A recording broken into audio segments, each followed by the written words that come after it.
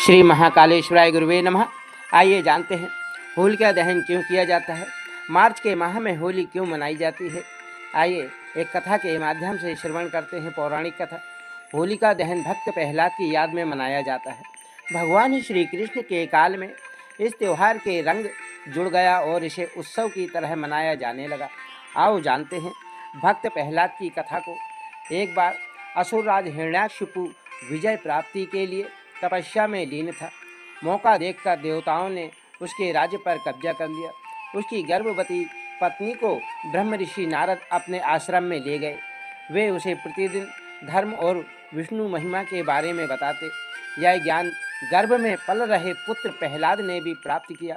बाद में असुरराज ने ब्रह्मा के वरदान से तीनों लोकों पर विजय प्राप्त कर ली, जीत लिया। तो रानी उनके पास आ गई और वह प्रहलाद का जन्म हुआ। बाल्य अवस्था में पहुंचकर प्रहलाद ने भगवान विष्णु की भक्ति शुरू कर दी। इससे क्रोधित होकर हिरण्याकशिपु ने अपने गुरु को बुलाकर कहा कि ऐसा कुछ करो कि यह विष्णु का नाम रटना बंद कर दे। गुरु ने बहुत कोशिश की किंतु वे असफल रहे। तब असुरराज ने अपने पुत्र की हत्या का आदेश दिया। उसे विष दिया गया, उस पर तलवार से प्रहार किया गया। विष धरे सांपों से सामने छोड़ दिया गया, सांपों के कुएं में छोड़ दिया गया। हाथियों के पैरों तले कुचलवाना चाहा, पर्वत से नीचे फेंकवाना चाहा, लेकिन ईश के भगवान विष्णु की कृपा से प्रहलाद बाल भी बांका नहीं हुआ। तब हिरण्याकशिपु ने अपनी बहन होलिका को बुलाकर कहा, तुम प्रहलाद को लेकर अग्नि में बैठ जाओ, जिससे वह जलकर भस्म हो जाएगा। होलिका को वरदान था कि उसे अग्नि तब तक हानि नहीं पहुंचाएगी जब तक कि वह किसी सद्गति वाले मानव का अहित करने की ना सोचे। अपने भाई की बात को मानकर होलिका भतीजे प्रहलाद को गोदी में लेकर अग्नि में बैठ गई। उसका अहित करने के प्रयास से होलिका को स्वयं जलकर भस्म हो गई और प्रहलाद हंसते हुए अग्नि से बाहर आ गए।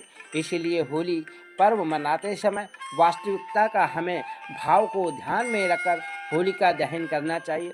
अपनी बुराई को, अपने पापों को, अपने बुरे विचारों को होलिका में दहन कर अपनी बुराइयों से छुटकारा पा लेना चाहिए। इसके लिए फिर आप चाहें तो विगत वर्षों के बुरे अनुभव, बुरे सपने, बुरे कार्य, अपने पाप को, असफलताओं को एक कागज पर लिखकर अग्नि को समर्पित कर दें, होलिका में डाल दें और अपने मन में चल रहे नकारात्मक भावों को होली दहन में डाल दें।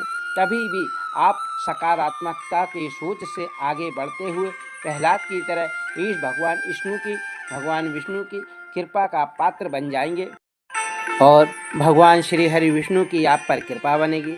इस चैनल को सब्सक्राइब करें। ऐसी सुंदर कथाओं को जानने के लिए लाइक सब्सक्राइब अवश्य करें। ओम नमो नारायण दोस्तों।